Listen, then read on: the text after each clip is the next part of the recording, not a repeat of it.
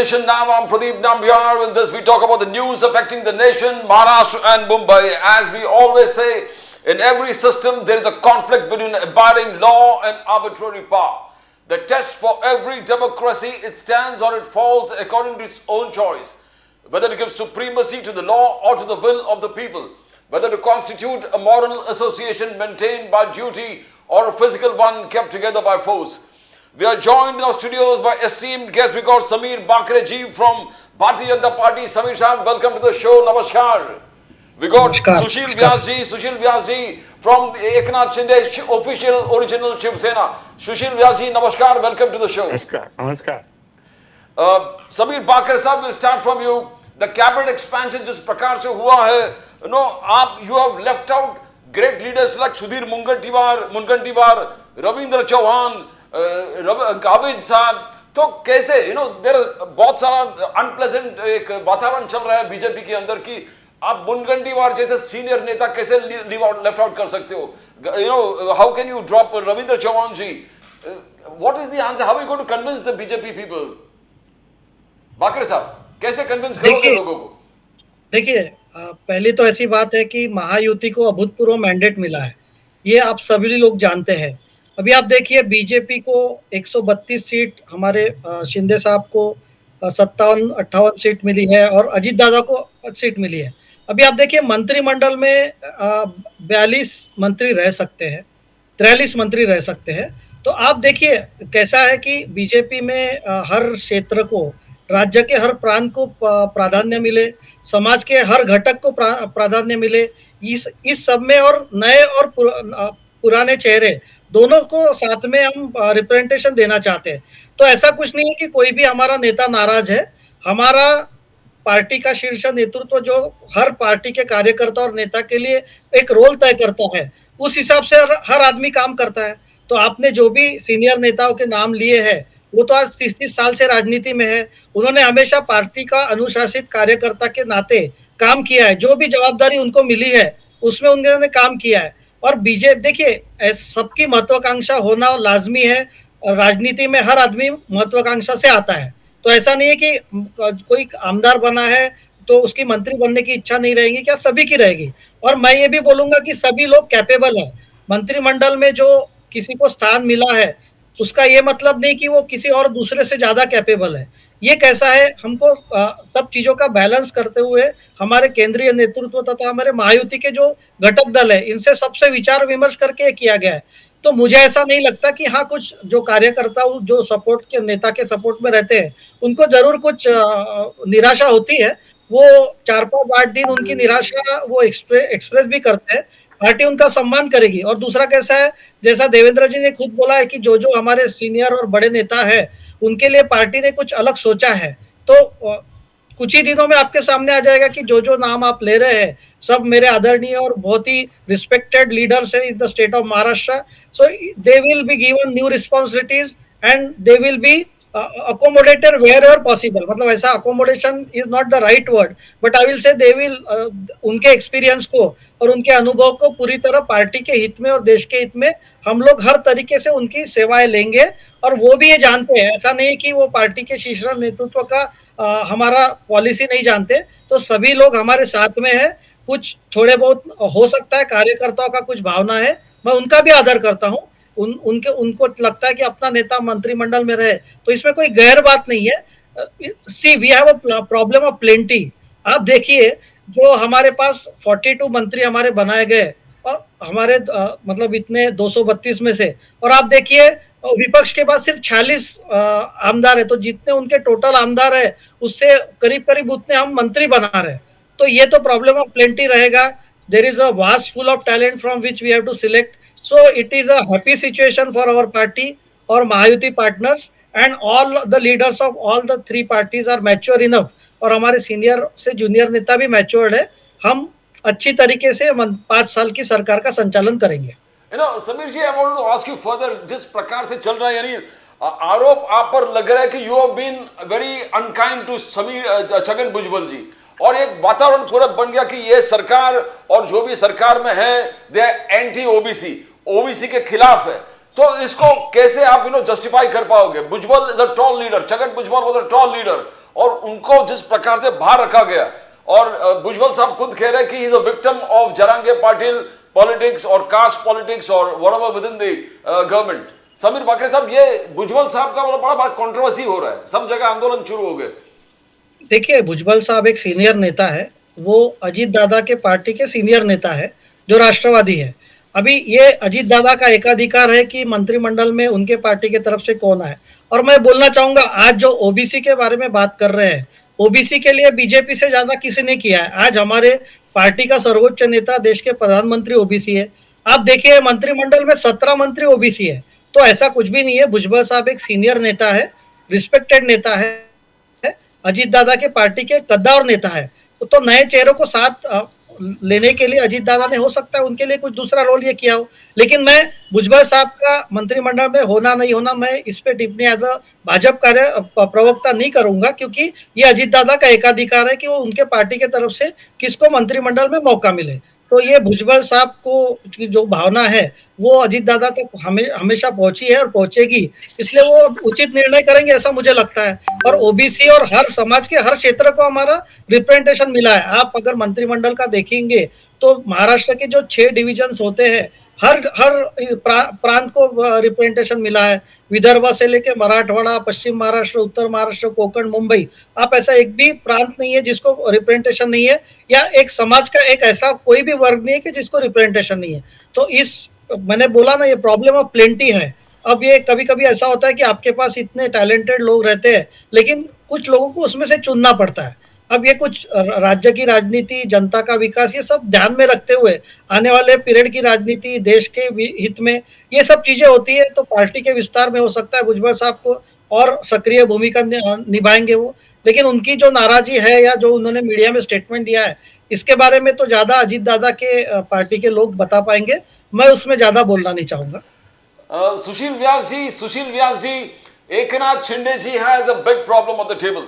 You know, आपके top के performing ministers को बाहर रख दिया। Deepak Kesarkar ji absolutely performing, Tanaji Sawant ji, Abdul Sattar, you know, और बार बार ये चल रहा कि आपने 2 इयर्स का जो एफिडेविट्स ले लिया है, 2 इयर्स में रिशफल करेंगे।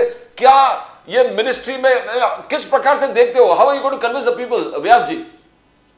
नामबिहार जी, नमस्कार। नमस्कार। देखिए, ये मंत्रिमंडल का जो गठन कल हुआ है ना, बहुत आपस में विचार विमर्श करके सभी साथियों से राय मशवरा करके हुआ है। कोई नाराज नहीं है, किसी को अलग नहीं रखा गया, किसी को। और एक नई पद्धति शायद खाली हमारे ही दल में नहीं, मेरे ख्याल से तीनों गठबंधन के साथियों में हुआ कि भाई हम रोटेशन में करेंगे। जैसे समीर जी कह रहे थे, प्लेंटी जो लोग हमारे में जो है लोग हैं, योग्य लोग ज्यादा हैं, तो हो सकता है उनको रोटेशन में 2.5 साल के रोटेशन में रखने की भी एक कोई हमारे शीर्ष नेताओं ने सोचा होगा। और उसी के चलते शायद कुछ लोगों को नहीं एडजस्ट कर पाए, क्योंकि विधान जो है वो संविधान कहता है 15% जो कुल संख्या है स्ट्रेंथ का हाउस के, उतने ही मंत्री बन सकते हैं। पहले तो कितने भी बना देते थे, लेकिन अब 43 ही बन सकते हैं। तो उसकी एक सीमा जब तय है तो उस सीमा के अंतर्गत ही कोई काम हो सकता है।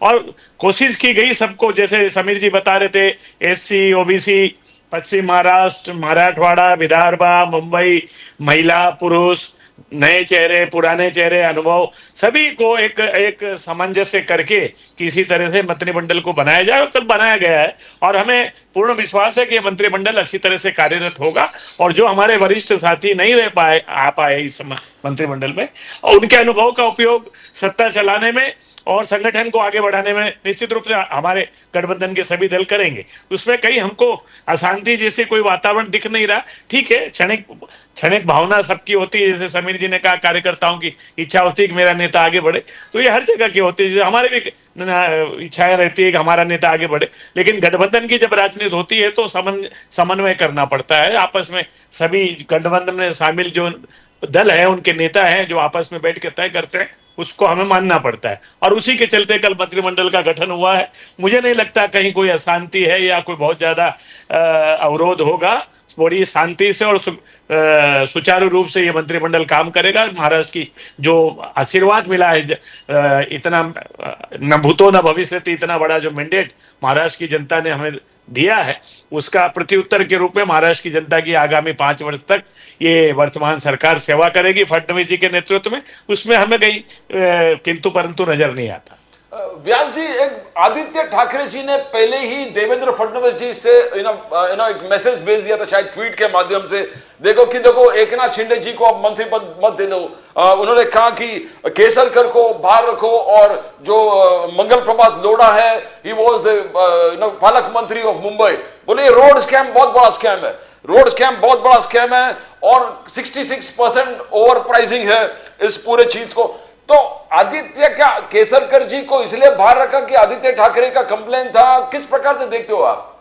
अब आदित्य ठाकरे जी और संजय राउत जी को कौन कितनी गंभीरता से लेता है, मेहर जी आप भी जानते हैं, महाराष्ट्र भी जानता है।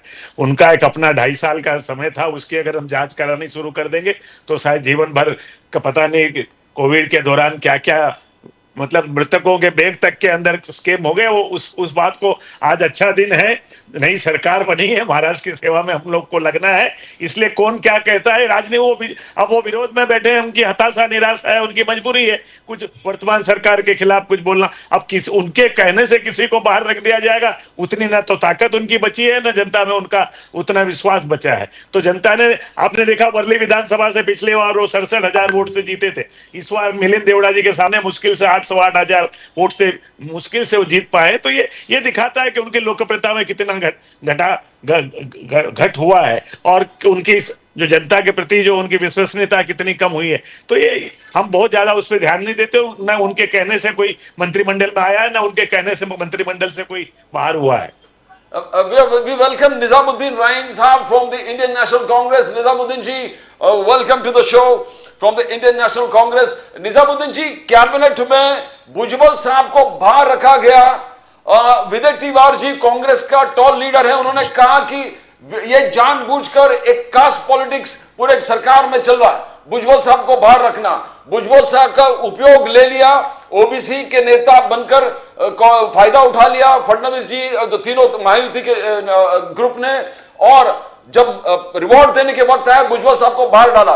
विजय टिवार का एक खुला आरोप है कि ओबीसी के खिलाफ अन्याय हो गया है। निजामुद्दीन जी, ये बिल्कुल सही है। ये सरकार जो बनी है, आप केंद्र से लेकर राज्य तक देखिए, ये ओबीसी विरोधी सरकार है।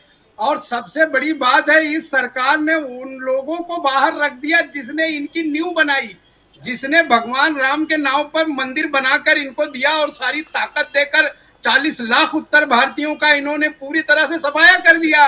ये तो बिल्कुल सेटिंग वाली सरकार है। कौन हमको कमा के देगा और कौन लूट मार में इनके साथ रहेगा। जो आदमी सच बात कहेगा वो बाहर रहेगा, क्योंकि जिस तरह की पॉलिटिक्स पिछले 1 सालों में आपसी इंटरनल इनकी सरकारों में हुआ, भुजबल साहब ओबीसी की इशूज को लेकर इनके विरोध में चले गए, एक आध बार वो शरद पवार जी से बात करने चले गए। तो ये जो चीजें 1 साल में जो डेवलपमेंट हुई थी इनकी मिनिस्ट्री में, और जिन लोगों को लगा कि समाज में उनका विरोध होगा, और उन्होंने विरोध किया भी, भुजबल ने बाकायदे इस सरकार के विरुद्ध ओबीसी के इशूज को लेकर जिस तरह से अपने प्लेटफॉर्म पर स्वयं उन्होंने इनका विरोध किया, उसके चलते उनको बाहर रख दिया गया। बाकी तो आप देख ही रहे हैं कि किस तरह से सरकार बन रही है। 20-22 दिन हो गए, किस तरह के हालात बने हैं। अभी सारी जो भ्रम है वो सरकार को महाराष्ट्र में अभी बनी है, इनको नागपुर से सकुशल रिटर्न आने दीजिए, उसके बाद जब चर्चा होगी जनता के विषय इनके सामने आएंगे, अपने आप सब समझ जाएगा। निजामुद्दीन जी, एक सरपंच का मर्डर हुआ, संतोष देशमुख, बीड़ में, एक बुरी तरह, क्या लॉ एंड ऑर्डर करा। परभणी में जिस प्रकार से सोमनाथ सूर्यवंशी कस्टोडियल डेथ, और पूरे परभणी में आग लग गया। नाना पाटोले जी ने आरोप लगा दिया है कि रविंद्र चौहान जी ने किसी एक व्यक्ति को किडनैप करके 9 करोड़ का क्या वसूली, एक्सटॉर्शन या किस प्रकार से चल रहा है। तो क्या ये लॉ एंड ऑर्डर किस प्रकार से चल रहा है? नाना पाटोले जी ने कहा कि देखिए, लॉ एंड ऑर्डर तो महाराष्ट्र में बुरी तरह से पहले से फेल है, और मुंबई शहर में आप देख ही रहे हैं कि किस तरह लोग मर रहे हैं, किस तरह से इनके यहाँ पैसे के खेल में, किस तरह से बीएसटी के जो ड्राइवर हैं अनट्रेन्ड लोगों को बेच के शहर की जनता के साथ हलाकान कर रहे हैं। रोज 2-1 कांड हो रहा है रोज का, ऐसा पहले कभी नहीं हुआ। और ये सिर्फ इसलिए हो रहा है क्योंकि इनका पकड़ ही नहीं है, यानी इस राज्य सरकार का कोई दबाव उन लोगों को ये लगने लगा है जो इस तरह के स्कैम करते हैं, जो क्रिमिनल्स हैं, जो सेटिंग करके अपनी अपनी चीजें चलाते हैं, वो बिल्कुल निरंकुश हो गए हैं इनके यहाँ। तो आज इस तरह की परिस्थिति पैदा हो गई है, किसी को भी किडनैप करें, मार दें, किसी को भी पकड़ के लेके जाएं, कुछ कर दें, क्योंकि जिस तरह के रिकॉर्ड वाले इनके मंत्री आ रहे हैं, जिस तरह के इनके नेता इसमें काम कर रहे हैं, वो सब कोई चीज छिपी नहीं है सर। अब तो जनता के पास सारे संसाधन दिखते हैं, सोशल मीडिया का दौर है, आप किसी चीज को छिपा नहीं सकते। तो बाकरा साहब, you want to answer that because sarpanch का मर्डर जो हुआ परभणी में, जिस प्रकार से हुआ, जो सूर्यवंशी वाले केस है, फिर रविंद्र चौहान पे आरोप है, नाना पटोले ने क्लियर कट लगा के आपने किसी को किडनैप करके अपने पास रखा है कि 9 करोड़ के वसूली के लिए। Now is this something that Sameer साहब लॉ एंड ऑर्डर वो पॉइंट आउट करता है? देखिए, पहले तो मैं मेरे कांग्रेस के जो मित्र हैं उनको बोलना चाहूंगा कि एक परिवार की जो पार्टी के वो सदस्य है, तो ओबीसी समाज के लिए हम लोगों ने क्या किया, हमारे प्रधानमंत्री खुद ओबीसी है, देवेंद्र जी ने उनके पहले मुख्यमंत्री कार्यकाल में ओबीसी मंत्रालय शुरू किया, प्रधानमंत्री ने कॉन्स्टिट्यूशन अमेंडमेंट करके ओबीसी कमीशन का ये किया है। तो ये जो जनता को कुछ ऐसा बोल रहे हैं, इन्होंने ये सब जो मुद्दे झूठ, फेक नैरेटिव्स जनता के सामने लेके गए और जनता ने इनको पूरी तरीके से नकारा है। दूसरी बात ऐसी है, जो परभणी और बीड़ में जो घटना हुई है, हमारे आदरणीय मुख्यमंत्री देवेंद्र जी ने उस पर सख्त से सख्त कार्रवाई की है।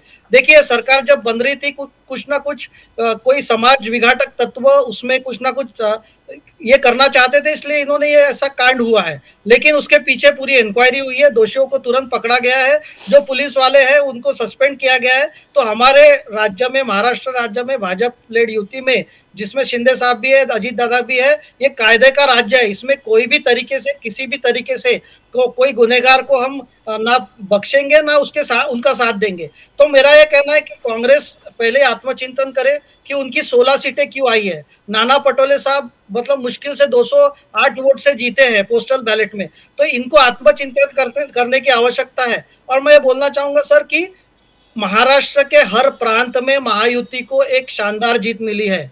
तो ये आप देखिए कि मराठवाड़ा से लेके विदर्भ तक और कोंकण से लेके मुंबई तक और पश्चिम महाराष्ट्र से लेके उत्तर महाराष्ट्र तक हर प्रांत में हमारे महायुति के आमदार चुन के आए हैं। तो इस हिसाब से तो मेरा ऐसा कहना है कि लॉ एंड ऑर्डर ये महाराष्ट्र में, आप देखिए कि अगर उद्योग में महाराष्ट्र नंबर 1 है, एफडीआई में नंबर 1 है, तो कोई भी प्रदेश में अगर लॉ एंड ऑर्डर नहीं रहेगा तो क्या इन्वेस्टर आएंगे क्या? तो एक का दूसरी जो घटना हुई है उस पर भी सख्त कार्रवाई हुई है। और मैं कहना चाहूंगा कि भाजपा और पूरे महायुति की तरफ से हमारे देवेंद्र जी एक दमदार मुख्यमंत्री के साथ एक दमदार गृह मंत्री भी है।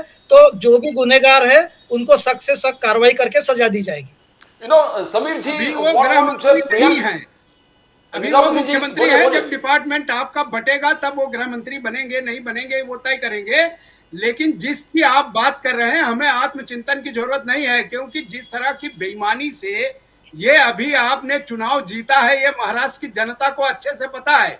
अभी हमने बैलेट पेपर के इशूज को लेकर एक गांव का सर्वे आपने देखा कि आपने वहां कर्फ्यू लगाकर सरकार ने जो है लोगों को घुसने नहीं दिया। अरे भाई साहब आप जो है, आपके आज टीएमसी के जो नेता है अभिषेक बैनर्जी, इन्होंने आपको खरी खोटी सुनाई है कि ईवीएम के बारे में गलत बोलना छोड़ दीजिए। आपके जो साथी है फारूक अब्दुल्ला साहब, उसने बोला हुआ है। और दूसरा, जो आप गांव की बात कर रहे हैं, तो आपको कोई फैसला मंजूर नहीं होगा सुप्रीम कोर्ट का, आप कोई गांव में अदालत लगा के अपने फैसले देना चालू करें क्या? ये इंस्टीट्यूशन की सरकार है, ये परिवार से चलने वाली देश नहीं है भाई साहब, ये परिवार से नहीं चलता है देश, लोकतांत्रिक तरीके से इंस्टीट्यूशन से चलता है। तो आपके पार्टी में जैसे फैसले होते हैं वैसे देश में नहीं होते हैं, जनता आपको रिजेक्ट कर चुकी है। तो इसलिए मेरा ऐसा कहना है कि वो परिवार है जो जरूरत है, आप जनता का फैसला मानिए। बैलेट पेपर का अगर आपका ईवीएम का कोई है, आप लेके जाइए ना। इलेक्शन कमीशन ने आपको 50 बार चांस दिया है, सुप्रीम कोर्ट में आपको नकार दिया गया। तो ये किस तरीके का आप बहाने ढूंढ रहे हैं? मेरा बहाने ढूंढ रहे हैं। आप अपना कीजिए आत्मचिंतन, उसके बाद आइए डिबेट करने। ईवीएम पे डिबेट करना, उस दिन हम ईवीएम पे डिबेट करेंगे। तो इस तरीके की राजनीति है। सिचुएशन महाराष्ट्र में वो दिख रही है, अभी 2.5 साल भी जो दिखी है वही अभी भी दिख रही है। अभी भी तीनों दल एक जगह। आपके 16 आमदार क्यों चुन के आए? आपके 16 आमदार क्यों चुन के आए? लोकसभा में आपके 31 जब सांसद चुन के लोकसभा आए में थे हमारे महाविकास ज्यादा आघाड़ी एमपी के। चुन के आए तो हमने तो आपसे सवाल नहीं किया कि हमारे क्यों कम आए। जब हमको इस बात का विश्वास है महाराष्ट्र की जनता तो को, आप अपने टीएमसी को बेईमानी बताइए, करके शरद पवार साहब को जिस तरह समझाइए, की आप बेईमानी अपने हुई ये फारूक छिपी अब्दुल्ला नहीं साहब को है। समझाइए कि ईवीएम में भाई गड़बड़ी है, साहब आपके साथी आपका साथ नहीं दे देखिए, रहे, तो हम क्या आपको करें? अच्छे से आपके पता साथी है कि आपका साथ किस नहीं दे रहे। बेईमानी से महाराष्ट्र में चुनाव हुआ निजामुद्दीन है, जी, ये क्या आपको अच्छे से पता है। मरकड़वाड़ी फेल हो गया? सारा मरकड़वाड़ी रिकॉर्ड फेल हो गया? सारा रिकॉर्ड कोर्ट में निजामुद्दीन जी, जाएगा। आप मरकड़वाड़ी क्या देखिएगा फेल हो गया? कि ये सरकार शरद जो पवार भ्रष्टाचार साहब के नाम और पर खड़ी नाना है, पाटोले जो जी बोले कि बेईमानी से मरकड़वाड़ी elect से होकर आए, रेवोल्यूशन होने बेईमानी वाला से, है, ये पूरा संघर्ष राज्य रेवोल्यूशन होने जानता वाला है। फेल हुआ देखिए, अपने निजामुद्दीन जी। परिवार पे, नहीं करते, जिस आपके तरह से पार्टी के आपने परिवार वोटिंग पे कराया सवाल है, उठने चालू वो हो आ गए, जाएगा। इसलिए आप देखिए, आपका इंडिया अलायंस का नेतृत्व भी कांग्रेस के पास बचेगा नहीं, क्योंकि सब बोल रहे हैं कि अभी ममता बनर्जी ऐसा है, नेतृत्व हमने करे। 77 तो 77 इनके भी देखा नेतृत्व है। पे ना इनके पार्टी का विश्वास ऐसा रहा है है, कि ना हमने इनके 77 सहयोगी भी का देखा विश्वास है। है। तो आने वाले दिनों में सर देखिए जी, कांग्रेस हमने पार्टी देखा में है, क्या इसलिए भगदड़ और हमको हलचल इसकी होने वाली चिंता है। नहीं है कि अब कौन देखिए नेतृत्व आगे आगे करेगा। देखिए होता है क्या। आज कम तो इसकी व्यास जी चिंता ना करें कि हमारा निजामुद्दीन जी नेतृत्व जरूर कौन के करेगा। व्यास जी से पूछिए। हमारा नेतृत्व इतना सक्षम है कि आपका नेतृत्व डर के मारे पार्लियामेंट से भाग जाता है। भैया आप हमारा 100 के नेतृत्व, ऊपर चुनाव हार चुके हैं आपके नेतृत्व भाई में। साहब आप सुन कितना लें, सक्षम है पूरे आप देश जब ने देख बोलते हैं लिया मैं है। सुनता हूं ना, आप सुन लें। आप जब मैं बात कर रहा हूं तो आप सुनिए। जब आप निजामुद्दीन बात जी करते हैं जरा तो सुनिए आप सुनते सुनिए हो ना, सुनिए सुनिए। तो आपका नेतृत्व संसद छोड़ के भाग जाता है। जब राहुल गांधी खड़े होकर देश के इश्यूज को लेकर बात करते हैं तो आपका नेतृत्व डर के मारे भाग जाता है। प्रधानमंत्री अरे जी फेस नहीं करते, प्रधानमंत्री जी भाई फेस ही नहीं साहब, करते राहुल जनता गांधी की को। जो का भाषण सर, है, ये 6 से 7 साल भ्रष्टाचारियों के की सरकार लड़के है। को युवा कहते अडानी हैं, और अंबानी की तपस्या ये को क्या क्या भ्रष्ट बोलते हैं। सरकार तो जो पहले इसको थोड़ा सा आप या तो आप बोलिए, नहीं तो मैं भाषण तो आपको देना बोलने सीखिए नहीं पहले। दूंगा। अगर आप चुप नहीं रहेंगे तो आपको बोलने नहीं दूंगा, ये समझ लीजिए आप। निजामुद्दीन जी या तो अभी आप सुशील जो है बेईमानी व्यास जी करके के पास बता आते हैं। सकते हैं। निजामुद्दीन जी रुके रुके, आप निजामुद्दीन जी बात रुके, करेंगे, निजामुद्दीन जी, निजामुद्दीन जी जरा रुके। देखिए, मेरे को उन्होंने सवाल पूछा था, उसका मैं जवाब दे रहा हूँ, मैं आपके बीच में नहीं जब बोल हम रहा हूँ। बात कर रहे हैं तो आप कैसे जवाब देंगे? निजामुद्दीन जी व्यास जी के पास जाते, व्यास जी के पास जाते। व्यास जी, संजय राउत ने आरोप किया है कि ये बिन खाता के सरकार है, बिन खाता के सरकार है। हर जवाब फडणवीस को देना पड़ता है, हर जवाब फडणवीस जी को देना पड़ता है। तो ये कब तक बिन खाते का रहेगा सुशील व्यास जी? नाम्बियार जी, ये क्या आज तक कभी हुआ नहीं क्या कि मंत्री ने शपथ ले ली और राजभवन से उनके विभागों के बंटवारों की लिस्ट आने में 1-2 दिन लगा हो?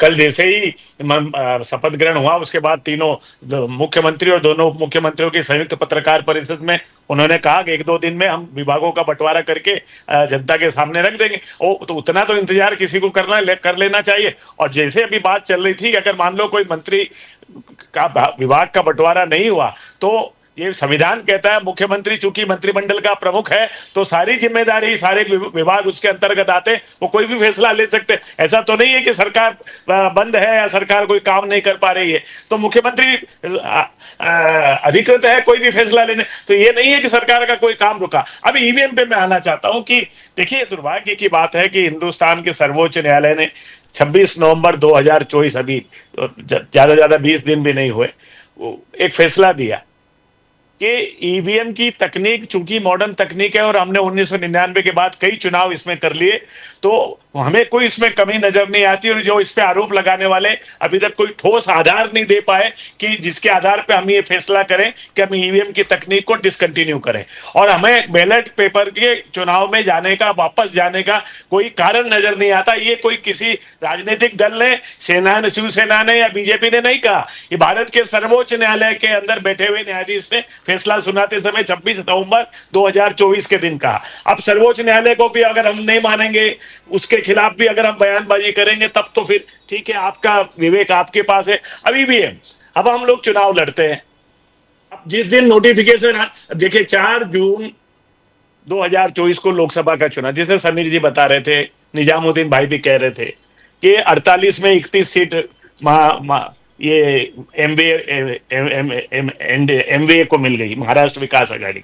तो उस समय तो ईवीएम बहुत अच्छा था। अब देखिए, वही ईवीएम जो होते हैं स्ट्रांग रूम में जाता है।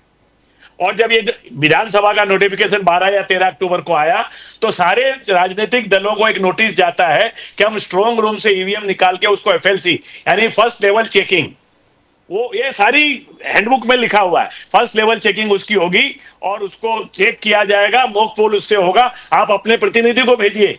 तो सारे जो स्ट्रांग रूम से जब ईवीएम निकाले जाते हैं, ईच एंड एवरी मशीन जो है उसकी जांच होती है, इंजीनियरिंग द्वारा होती है। और वो जो इंजीनियर जो है वो मैन्युफैक्चरिंग कंपनी कोई प्राइवेट अंबानी जी या अडानी जी की नहीं है जो देश में प्रचलित है, ये भारत सरकार की ईसीएल और एससीएल, ये दो कंपनियां हैं, उनके इंजीनियर जाकर के उसको एफएलसी यानी फर्स्ट लेवल चेकिंग करते हैं। और उस समय हर राजनीतिक दल के प्रतिनिधि को बुलाया जाता है, उनकी मौजूदगी में वो चेकिंग होती है। उसके बाद फिर उनको स्ट्रांग रूम में रखा जाता है।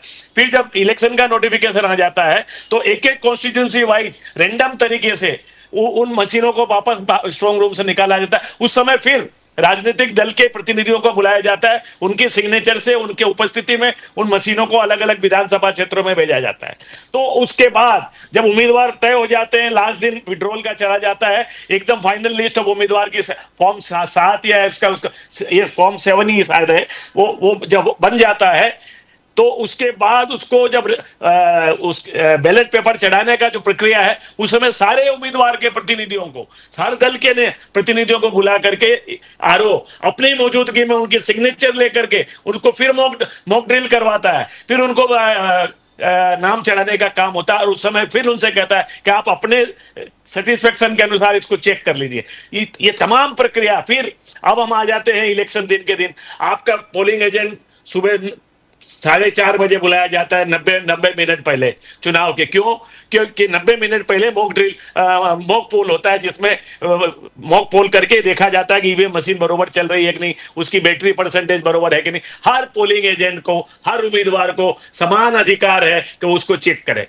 हो जाता है, दिन भर वोटिंग होती है, शाम को जब लास्ट वोट गिर जाता है तो फिर उसकी सीलिंग होती है। Form 17C each and every polling agent को दिया जाता है कि भाई आज दिन भर यहाँ पोलिंग हुई, इतने वोट इसमें गिरे, ये आप लेके जाइए। और वही 17C जब आप काउंटिंग में जाते हो, वो ईवीएम मशीन खुलती है, नंबर क्रॉस चेकिंग करके आप खोलते हो। पहले आप देखते हो कि इसमें जो लिखे हुए फिगर और उसमें जो खुल रहे हैं टोटल फिगर बरोबर है कि नहीं, उसके बाद काउंटिंग आगे। अगर कोई डिफरेंस था तो आपको वही रोकने का अधिकार है।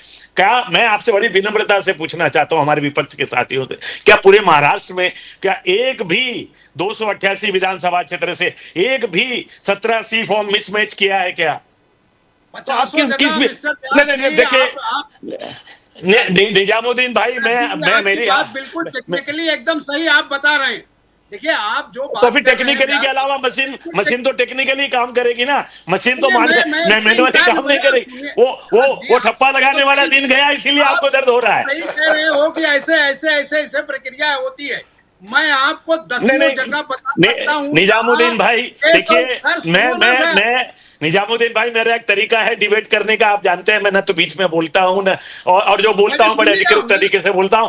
मैं आपसे विनम्रता से पूछना चाहता हूं, ये तमाम प्रक्रिया भारत के इलेक्शन कमीशन ने जो निर्धारित की है, उसमें आपके पोलिंग एजेंट, आपके रिप्रेजेंटेटिव गए थे तो फिर उन्होंने वहां क्या काम किया? या तो वो लापरवाह थे, या उन्होंने कोई काम नहीं किया, या आपके पास कोई डेटा नहीं है एलिगेशन। तो ईवीएम को आप कोई आधार तो बताइए कि इस आधार पे आप कह रहे हो कि यहाँ गड़बड़ी हुई। गड़बड़ी का भी कोई, और नहीं चलिए मान लीजिए सब गलत है, हम भी गलत है, इलेक्शन कमीशन भी गलत है, तो भारत का जो ये रिप्रेजेंटेशन ऑफ पीपल एक्ट है, शायद धारा 80 या 81 में आपके पास चुनाव जिस दिन 23 नवंबर को घोषित हुआ, उसके बाद 45 दिन का समय है। हर विधानसभा क्षेत्र में इलेक्शन पिटीशन फाइल कर दीजिए, दूध का दूध पानी का पानी हो जाएगा। उसमें आप डिबेट में आकर के पेपर के माध्यम से, पत्रकारों के माध्यम से ये नैरेटिव फैलाने की कोई जरूरत ही नहीं है। भारत का कानून, संविधान आपको अधिकार कर देता है हर हारे उम्मीदवार को इलेक्शन पिटीशन फाइल करने का।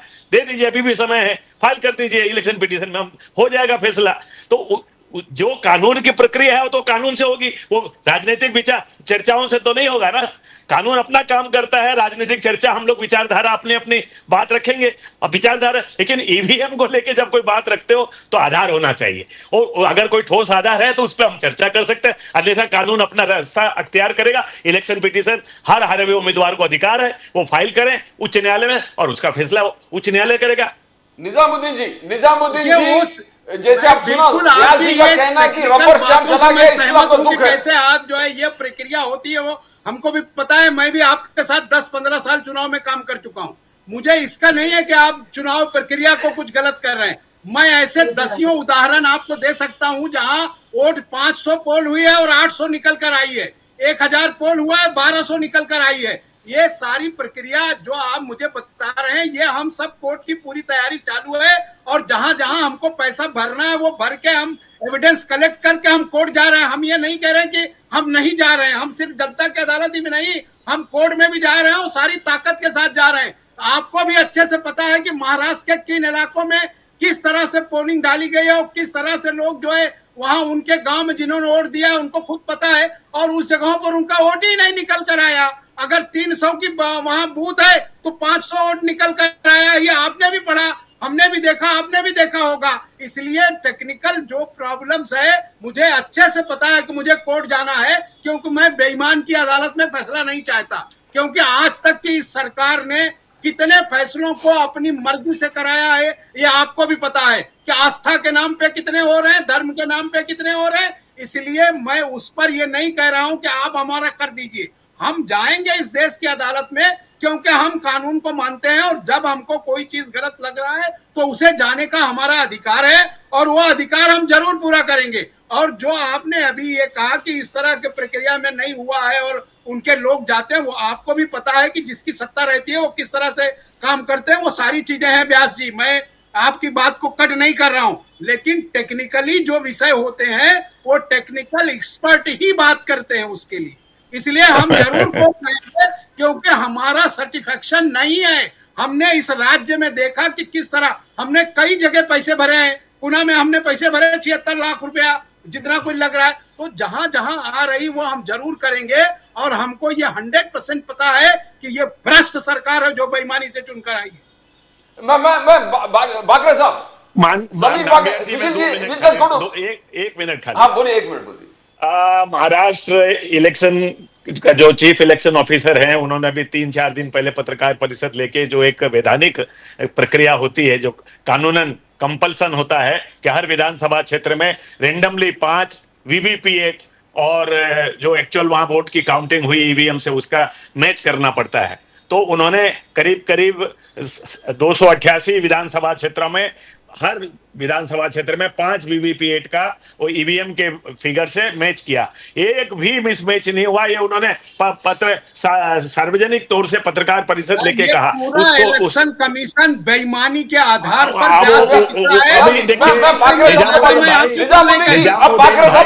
आप जब बोल रहे थे तो सुनने की भी क्षमता रखिए थोड़ी सी। आप मेरे भाई हैं तो थोड़ी सुनने की भी क्षमता रखिए, है ना।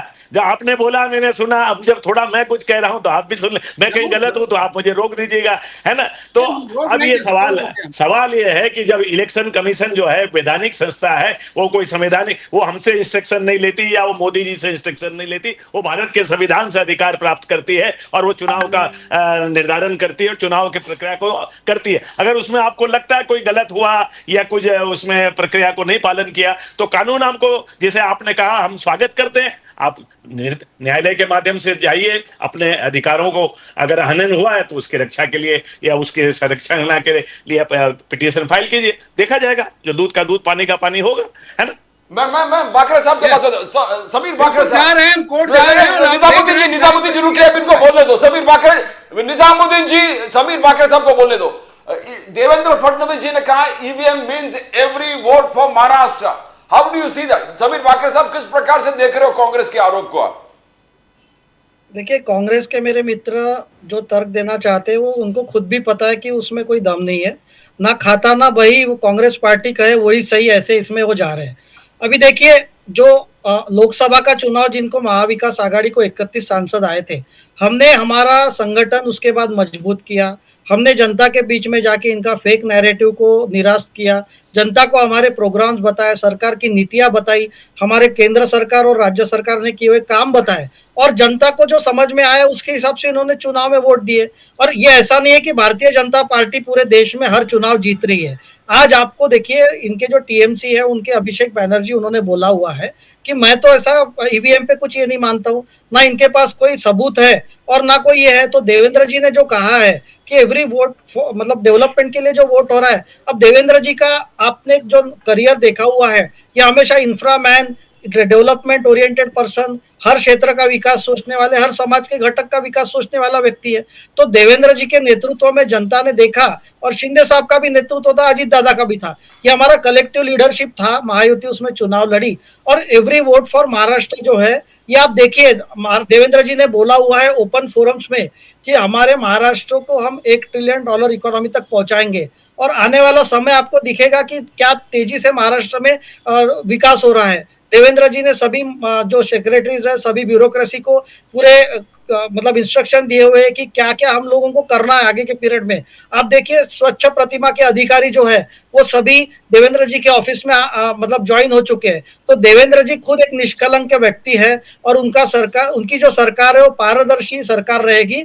और आप देखिए ये महाराष्ट्र एक सुनहरे भविष्य की और बहुत तेजी से बढ़ने वाला है। और मैं कांग्रेस को एक ही बात बोलना चाहूंगा कि कंस्ट्रक्टिव पॉजिटिव एजेंडा के साथ आप अपने पार्टी में डिबेट कीजिए और जनता के बीच में जाइए। वैसा मेरा इनको इनके अंदरूनी मामलों में दखल देने का कोई हक नहीं है, लेकिन मैं फिर भी बोलना चाहूंगा कि जनता नकारात्मक राजनीति से अब ऊब चुकी है। आपको पॉजिटिव एनर्जी, पॉजिटिव एजेंडा जनता के सामने आप क्या रख सकते हैं वो तो बताइए। आप सिर्फ ईवीएम का रोना रोते हैं। आपकी पार्टी का जो विरोधाभास है, हमने 1500 रुपए जब लड़की बहन को दिया, आप बोलते थे ये सस्टेनेबल नहीं है, फिर आप 3000 का वादा करते थे। तो जनता भाई साहब आप पे कैसे विश्वास करेगी? आपकी कथनी और करनी में इतना बड़ा अंतर है। आप पूरी कंफ्यूज तरीके से जनता के सामने जाते हैं। आज आप वडेट्टीवार जी परसों बोल रहे थे कि नाना पटोले जी की वजह से चुनाव हारे, फिर नाना पटोले जी कुछ और बोल रहे हैं। तो ये पार्टी में समन्वय का अभाव है, कार्यकर्ता पूरे कंफ्यूज है, और जो है इनकी नीति है जनता तक कौन सी पहुंचाना चाहते हैं, ना इनके केंद्रीय नेतृत्व सक्षम है उसमें, और ना राज्य का नेतृत्व है। तो जनता इनसे ऊब चुकी है, इनके निगेटिव विचारों से ऊब चुकी है। जनता खुद का विकास चाहती है, समाज का हर वर्ग। आप देखिए, आप एक चैनल है, आपको बढ़ना है, व्यास साहब है, निजामुद्दीन साहब है, ये सब लोग अपने जिंदगी में आगे बढ़ना चाहते हैं। वैसे देश का गरीब भी आगे बढ़ना चाहता है। तो वो देखता है कि मेरी जिंदगी किसके कौन सी सरकार आने से अच्छी तरीके से आगे बढ़ेगी। उसने नरेंद्र मोदी जी के नेतृत्व में, देवेंद्र जी के नेतृत्व में, और शिंदे साहब और अजीत दादा के नेतृत्व में महायुति सरकार को चुना है। तो देवेंद्र जी बोल रहे हैं एवरी वोट फॉर महाराष्ट्र, ये सच्चाई है। और आप आने वाले समय में देखेंगे किस तरीके का डेवलपमेंट महाराष्ट्र में होता है। सुशील व्यास जी, all India Ulema board general secretary मौलाना हफीज ने शरद पवार साहब और कांग्रेस को कहा कि उद्धव बाला साहब ठाकरे जी को एमवीए से हटा दो। एमवीए से इसलिए हटा दो बिकॉज दिसंबर 6 को सब जगह सेलिब्रेशन हो गया कि बाबरी मस्जिद हमने तोड़ा है बाबरी मस्जिद। इनफैक्ट नार्वेकर जी ने, उनका जो मिलिंद नार्वेकर है, उन्होंने ट्वीट करके कहा था कि हमें खुशी है कि बाबरी मस्जिद को गिराने में। तो किस प्रकार से देखते हो आप? मौलाना हफीज का कहना है कि 20 सीट जो उद्धव बाला साहब ठाकरे जीता है, that is because of Muslim support से जीता है। तो how can they celebrate Babri मस्जिद डिमोलिशन? सुशील व्यास जी, अब उसका जवाब तो उद्धव ठाकरे जी और उनके प्रवक्ता दे सकते हैं कि वो क्यों आखिर में जनता का वोट लेने के बाद उससे नकर जाते हैं। जैसे वक्फ बोर्ड की बात आई तो उस दिन आप इतिहास उठा के देख लीजिए, कोई बहुत लंबा चौड़ा नहीं, 1.5-2 महीने पहले की बात है कि वो आप जिस तरह से कह रहे हैं वोट लेके गए, लेकिन जब वक्फ बोर्ड पे डिस्कशन हुआ तो उद्धव बाला साहब ठाकरे का एक भी सांसद सदन में मौजूद नहीं था। तो ये उसका जवाब तो वो दे सकते हैं, मैं नहीं दे सकता, कि मैं उनका प्रवक्ता नहीं हूं, है ना। वो उनका अपना कार्य पद्धति है, किस तरह से वोट लेकर के जनता को धोखा देना, भूल जाना। यही 2019 में उन्होंने बीजेपी के साथ किया, यही अभी उन्होंने अपने मतदाताओं के साथ किया। तो ये उसका जवाब वो देंगे। मगर आप बाला साहब ठाकरे साहब के विचार लेके आगे जाते हो, मैंने इसलिए प्रश्न आपको पूछा। ये जनता ने तय कर दिया ना नाम्बियार जी, जनता ने तय कर दिया 57 सीट देकर के शिंदे जी के नेतृत्व में कि असली बाला साहब की लिगेसी, हिंदू हृदय सम्राट बाला साहब ठाकरे के जो सिद्धांत थे, उनको कौन व्यक्ति मजबूती से आगे लेके जा सकता है, तो उसका नाम है एकनाथ राव शिंदे। और ये महाराष्ट्र की जनता ने ठप्पा लगा दिया 57 सीटों को जिता करके और उनको 20 तक पहुंचा करके। तो इसमें अब इसमें चर्चा और विवाद कहीं है नहीं। तो मैं निजामुद्दीन साहब से पूछता हूं, निजामुद्दीन जी, ऑल इंडिया उलेमा बोर्ड मौलाना हफीज साहब ने, जो जीएस जनरल सेक्रेटरी, उन्होंने कहा कि कांग्रेस से भी रिक्वेस्ट किया कि उद्धव बाला साहब ठाकरे जी को सेना को हटा दो। मुसलमान के वोट लेकर 20 सीट आए हैं उद्धव जी के।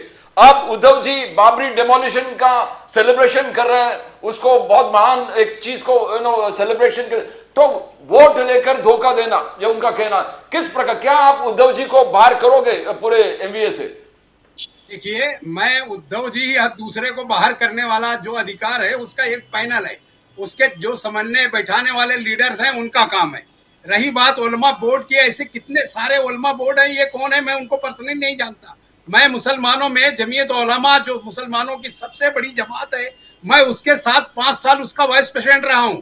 मैं इस तरह की किसी जमात को कहीं रजिस्टर्ड है क्या? ऐसे 5 लोग खड़े होकर कोई एक जमात बनाने का और किसी को कुछ भी कहने का, वो इशू में मैं नहीं जाता। जहां तक मुसलमानों का जो मुद्दा है, जो इशूज है, जो बाबरी मस्जिद का इशूज है, उस पर मैं बिल्कुल स्टैंड मजबूती के साथ रखता हूं। जो उसका आरोपी है उसको जेल जाना है, कोई भी हो। अगर कोई आरोप एक्सेप्ट करता है तो सरकार की जवाबदारी उसे जेल भेजे। सरकार ने तो अदालत में कहा है ना कि हमने नहीं तोड़ा। सरकार में इन्हीं के लोग थे ना, आडवाणी से लेके बाकी के सब लोग कौन थे? अगर उन्होंने वो एक्सेप्ट करते हैं कि हमने तोड़ा है तो उनको जेल भेजने का काम सरकार का है। उसमें कांग्रेस क्या करेगी या दूसरा कोई क्या करेगा? अगर किसी ने अपराध किया, आप ये तो कह रहे हैं कि हम कानून को मानते हैं, हम लॉ को मानते हैं। उसी बाबरी मस्जिद के इशू में कल्याण सिंह ने कोर्ट में एफिडेविट दिया था ना कि हम बाबरी मस्जिद को बचाएंगे। उसके बाद उन्होंने बाबरी मस्जिद तोड़ा और उनकी सरकार बर्खास्त हुई। तो ये बहस करने से बेहतर है कि इनको चाहिए कि अगर किसी ने अपराध किया है उसे जेल भेजें। ये डरपोक लोग हैं, ये सिर्फ बातें करते हैं। जिसने अपराध किया है, अगर मैंने अपराध किया है तो मुझे जेल भेजिए ना। अगर कोई कह रहा है कि मैंने ये गिराया है, मैंने बाबरी मस्जिद तोड़ी है, तो तोड़ी है तो लॉ एंड कानून देखना किसका काम है? उसको चाहिए कि उन्हें जेल भेजे। अगर वो नहीं भेजते तो इसका मतलब है कि आप नहीं चाहते कि राज्य में कोई ईमानदारी की सरकार चले। तो ये तो उनकी जवाबदारी है जो सरकार चलाते हैं, ड्यूटी उनकी बनती है। और जहां तक कोर्टों का सवाल है, आस्था के नाम पे कोर्ट के फैसले नहीं होते।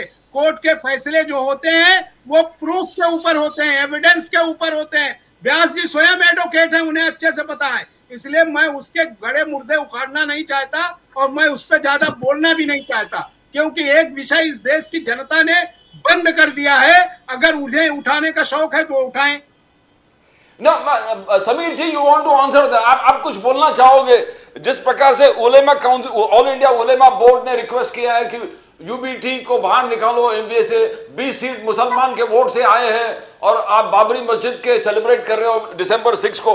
If you want to comment, because Nizamuddin ji ने कहा कि जो गिल्टी है वो अंदर होना चाहिए। देखिए, उद्धव बाला साहब ठाकरे जो थे, वो बाला साहब की जो विचारधारा थी, जैसा व्यास जी ने एकदम सही तरीके से बोला कि विचारधारा जो आगे लेके गए वो एकनाथ शिंदे साहब लेके गए।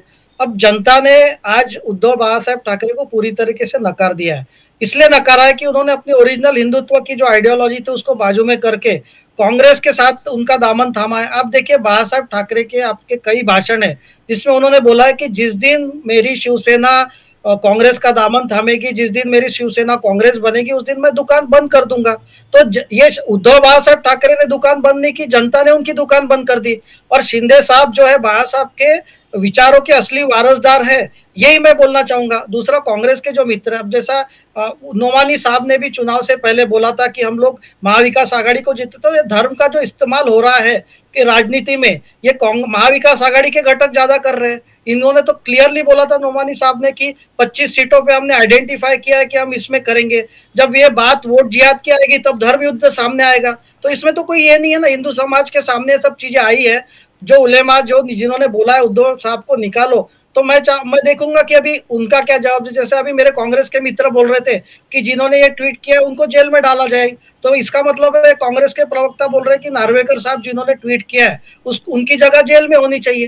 तो ये तो इनके आपस में जो विचारधारा की जो एक मतलब सिर्फ सत्ता के लिए पावर हंगरी करके ये साथ में आए थे, इनकी विचारधारा कोई आपस में नहीं मिलती है। और उद्धव साहब बोल रहे हैं कि मैं हिंदुत्व पे वापस आ रहा हूँ, मतलब वो भटक गए थे यही मान रहे ना। संजय राउत साहब रोज बोलते हैं, तो उनको आप पूछिए कि हिंदुत्व उनको आज याद आ रहा है जब जनता ने उनको रिजेक्ट किया है। तो मैं मानता हूँ शिंदे साहब बाला साहब के असली वारसदार है।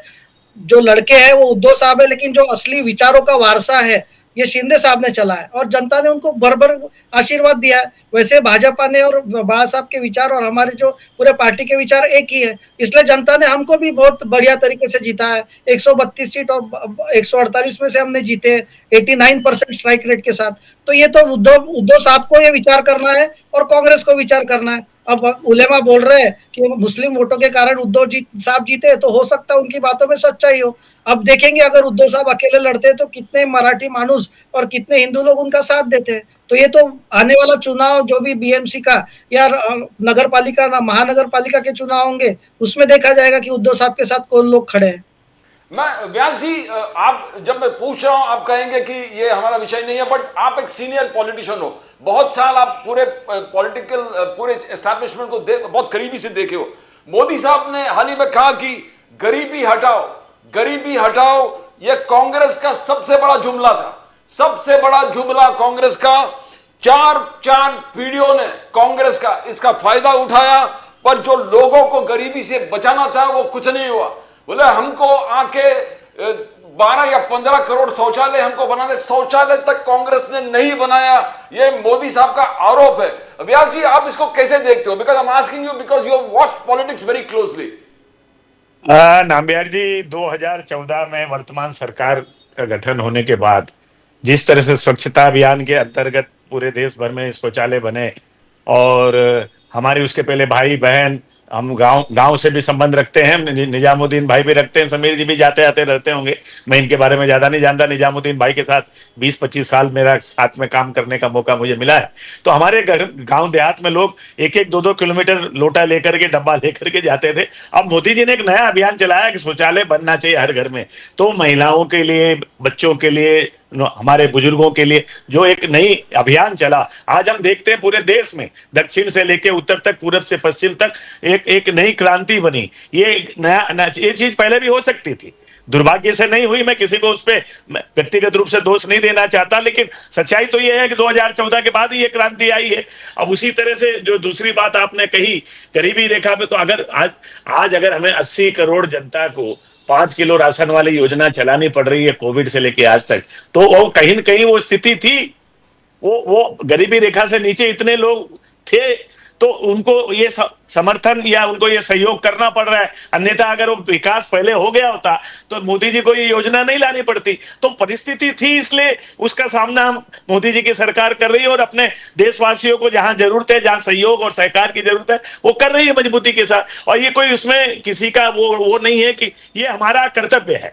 ये वर्तमान सरकार, चाहे वो केंद्र सरकार हो या राज्य सरकार हो, अपना कर्तव्य समझ करके जो समाज के विभिन्न घटकों को जहां जहां जो जरूरत है उस तरह का सहयोग करना, सरकारी नीतियों के माध्यम से, सरकारी योजनाओं के माध्यम से वो अपना पूरा कर रही है। इसके लिए हम पूर्ववर्ती सरकार ने करना चाहिए था, क्यों नहीं किया, ये उस पर मैं व्यक्तिगत रूप से नहीं जाता, आप मेरे स्वभाव को जानते हैं। लेकिन वर्तमान सरकार मोदी जी के नेतृत्व में ये सारे काम कर रही है, इसलिए उनको हमें धन्यवाद देना चाहिए, उनकी प्रशंसा करनी चाहिए कि निश्चित रूप से एक देश को नई दिशा प्रदान करने का काम मोदी जी के नेतृत्व में इस समय हो रहा है।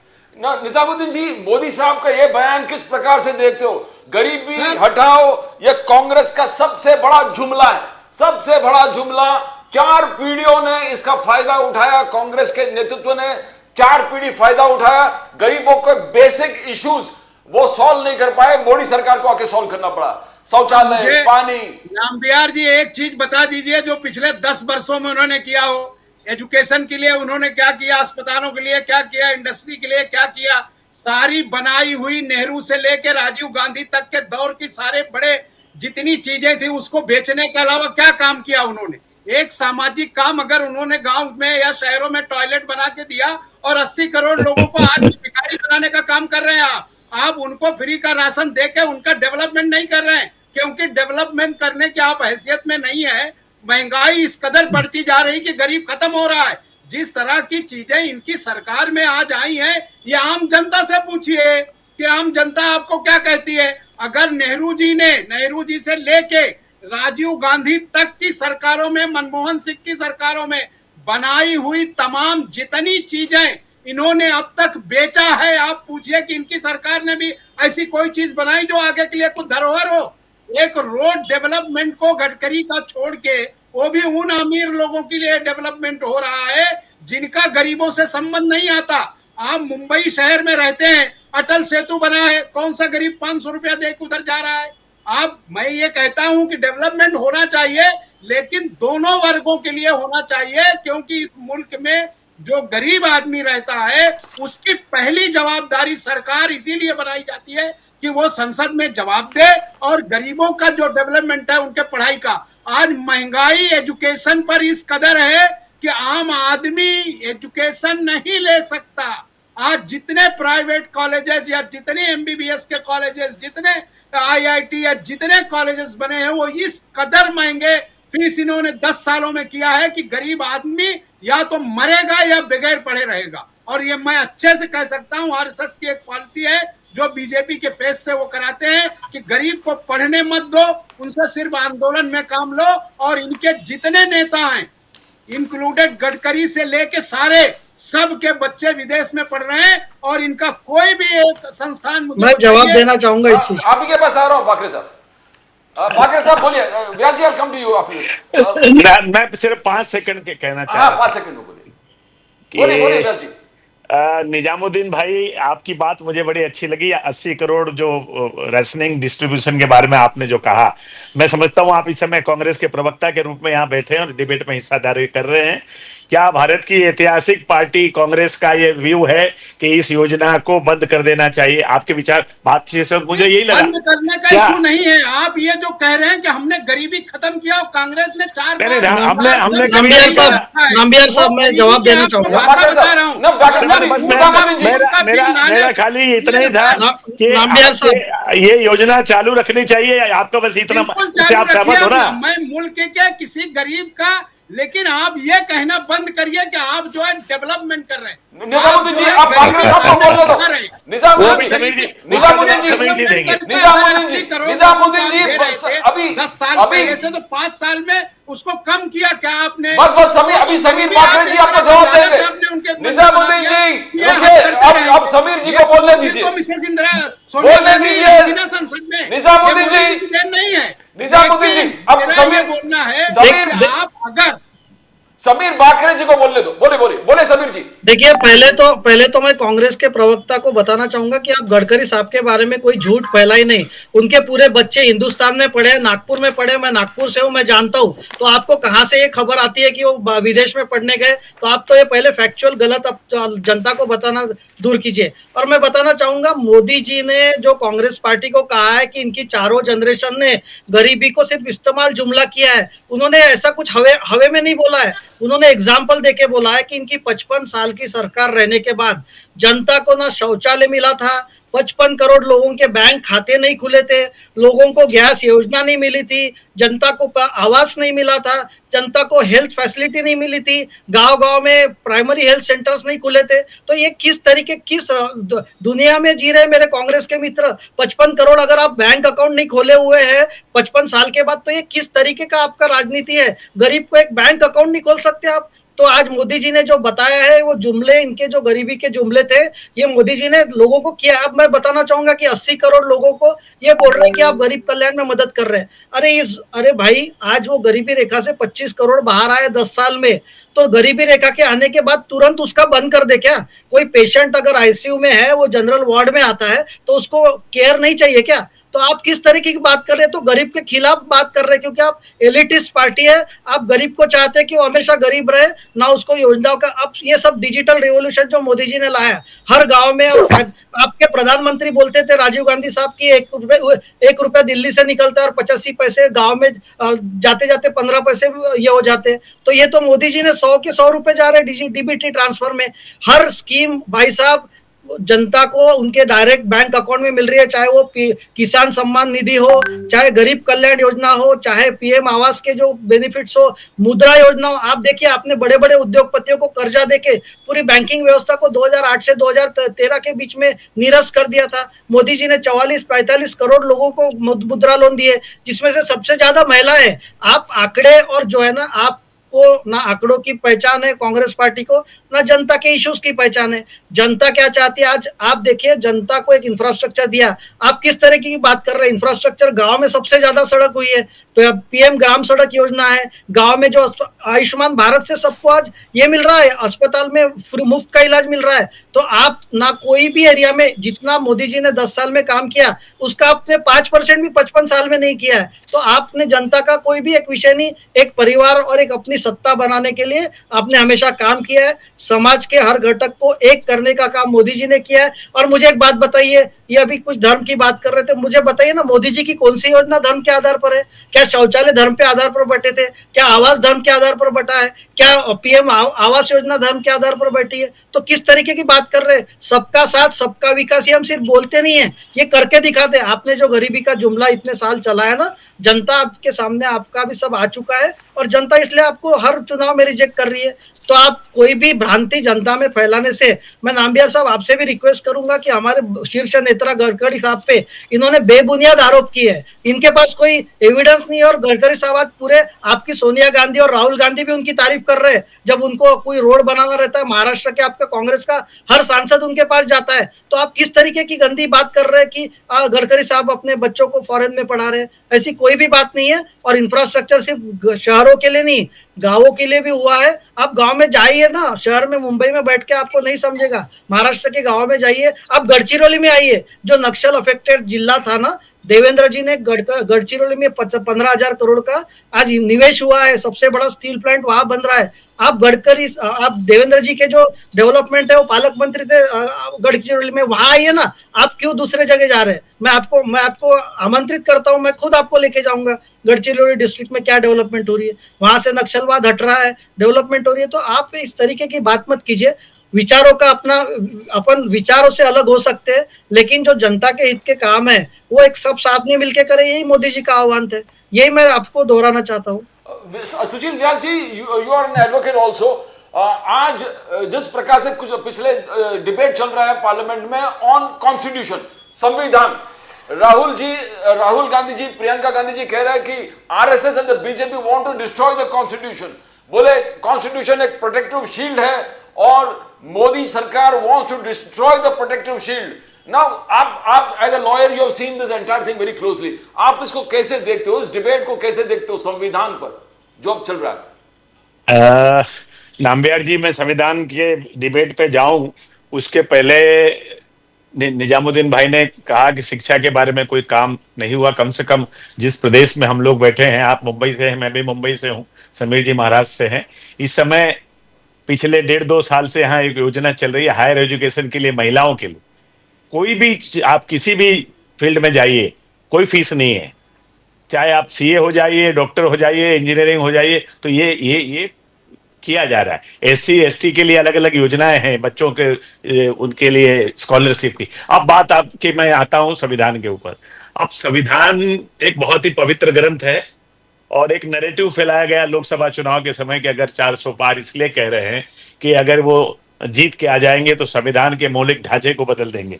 तो पहली चीज तो मैं अपनी बात रखूंगा, एक कानून का थोड़ा बहुत रोजी रोटी खाता हूं तो उसकी थोड़ी नॉलेज भी रखता हूं कि 1973 फरवरी में 13 जजों की, संभवतः इससे बड़ी बेंच सुप्रीम कोर्ट की कभी बनी नहीं, 13 जजों की, केशवानंद भारती वर्सेस जो स्टेट ऑफ केरला।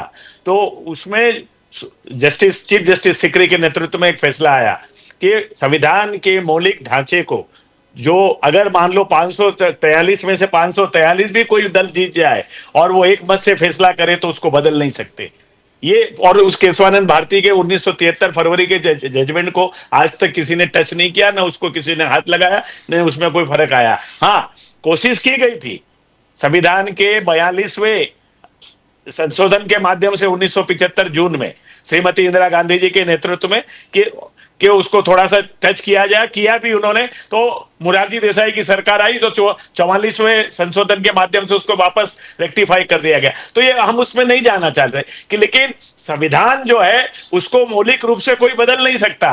भारत के जो जनता है, भारत का हर नागरिक है, चाहे वो किसी धर्म का हो, किसी जात का हो, किसी वर्ग का हो, कहीं किसी प्रदेश का हो, उसको समान अधिकार है आर्टिकल 14 के अंतर्गत। उसको वही अधिकार है जो जम्मू कश्मीर में है, जो केरला में है, जो छत्तीसगढ़ में है, जो गुजरात में है। उसमें कोई भेदभाव नहीं किया जा सकता। और होता है तो न्यायालय है उसको फैसला देने के लिए, न्यायालय है उनको न्याय प्रदान करने के लिए। अब उसके ऊपर हम कोई बातें कहें, अपनी बातें रखें, तो उसका आधार होना चाहिए। जैसे मैंने शुरुआत में कहा, ईवीएम के ऊपर भी आधार नहीं, हम खाली बातें करते हैं। तो संविधान के साथ किस तरह से खिलवाड़ हो रहा है, ये इतिहास है। 75 में तो हुआ, जिसको कोई नकार नहीं सकता। उसी तरह से अगर कोई वर्तमान 2014 से लेकर के 2024 तक मोदी जी के वर्तमान कार्यकाल में अगर इस तरह की कोई खिलवाड़ कोई हुआ हो, संविधान के साथ कोई छेड़छाड़ हुई हो, तो कोई बताए। संविधान, बल्कि मोदी जी ने तो यहां तक कहा लोकसभा चुनाव के समय कि आदरणीय अंबेडकर जी के नेतृत्व में निर्मित इस संविधान को कोई बदलने का इरादा हमारा नहीं है। अगर अंबेडकर जी खुद भी आकर के चाहे तो इसके मौलिक ढांचे को नहीं बदल सकते और न बदला जाएगा। हम देश की जनता की सेवा इसी संविधान के पवित्र किताब के सहारे करेंगे। तो इससे ज्यादा आप किसी प्रधानमंत्री से क्या आश्वासन चाहते हो? तो इसलिए ये एक नैरेटिव फैलाया जा रहा है अपने राजनीतिक जीवन को सुरक्षित करने के लिए। वो उन्होंने, देखिए, मैं मजाक में बार बार आपके इसमें डिबेट में भी कहा था कि एक हम बैंक में जाते हैं, किसी एक चेक को एनकेसमेंट एक बार कर सकते हैं, वही उसी चेक का एनकेसमेंट दोबारा नहीं होता। आपने अप्रैल मई के लोकसभा चुनाव में ये नैरेटिव फैला दिया 400 बार गए तो संविधान बदल जाएगा। कुछ जनता उसके भुलावे में आई और कुछ असर हमको मिला, कुछ नुकसान भी हुआ। लेकिन बार बार अगर आप वही चीज लेकर के उस झूठ को फैलाने की कोशिश करेंगे तो जनता इस देश की बहुत सुबोध है। जनता ने भर भर के समर्थन दिया है, मतदान दिया है। तो ये सोच समझ करके दिया है कि वर्तमान चाहे वो केंद्र सरकार हो या राज्य सरकार हो, उनके प्रति क्रियान्वयन कार्य कर रही है, अपना कर्तव्य को निभा रही है, जिस तरह से निभाना चाहिए उसी तरह से निभा रही है। इसलिए जनता का आशीर्वाद हमें मिल रहा है, इसलिए हमें कोई डर नहीं है। ठीक है, वो विपक्ष में है, उनको बोलना उनका अधिकार है, और सदन के अंदर बोल रहे हैं, इसलिए मैं बाहर उस पर कोई ज्यादा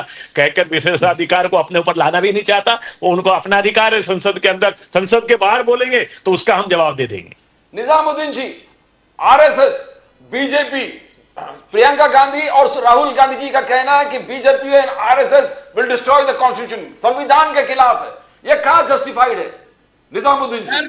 लोकसभा चुनाव के दौरान अभी व्यास जी ने जो कहा, इनके 8 सांसद कर्नाटक से, हिमाचल से, अलग अलग जगहों से, उनके स्पीचेज रिकॉर्ड में है। आप अभी निकाल लीजिए, आपके पास अभी नेट है, आप चेक करिए।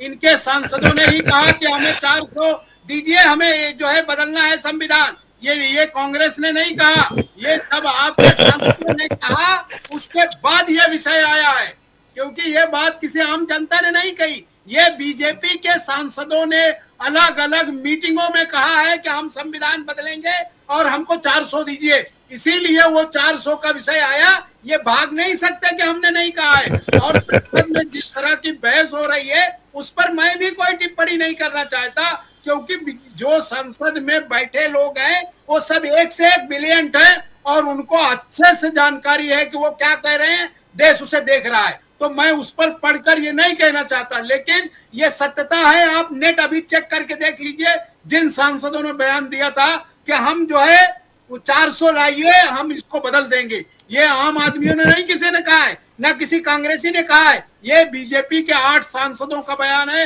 अलग अलग राज्यों से।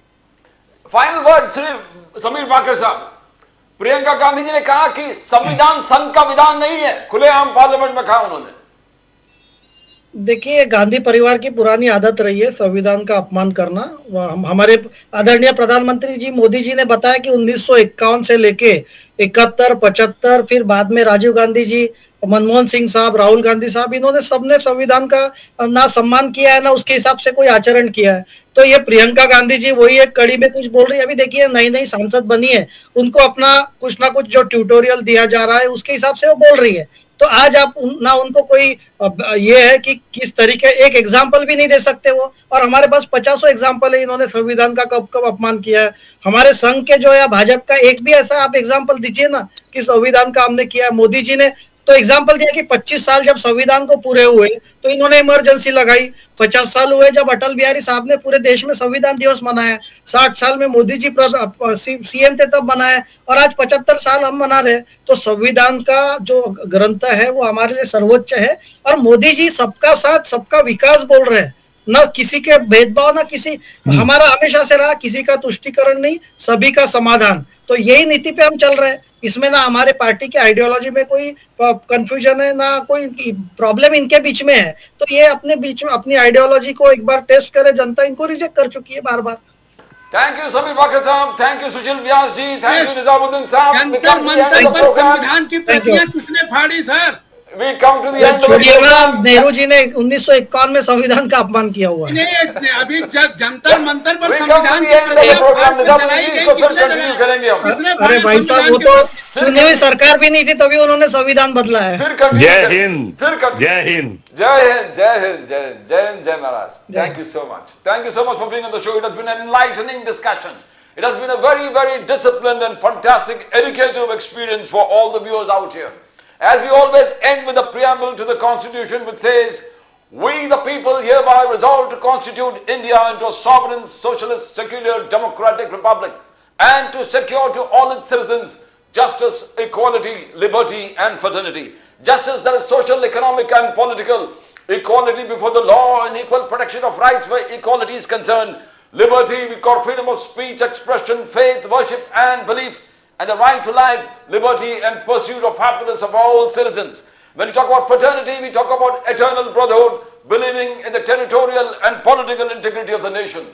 As we always say, whichever political parties, it's all political parties together have got a fundamental duty to see that the pillars of the Constitution are safe and secure. If the pillars of the Constitution are safe and secure, the Republic survives, the people of the Republic survives. To subscribe to our channel, you can click on Nation Now, the fastest growing channel in the nation. That's all from Pradeep Nambiar. Nation Now will come again with more news from the nation, Maharashtra and Mumbai. Till then, it's bye for now.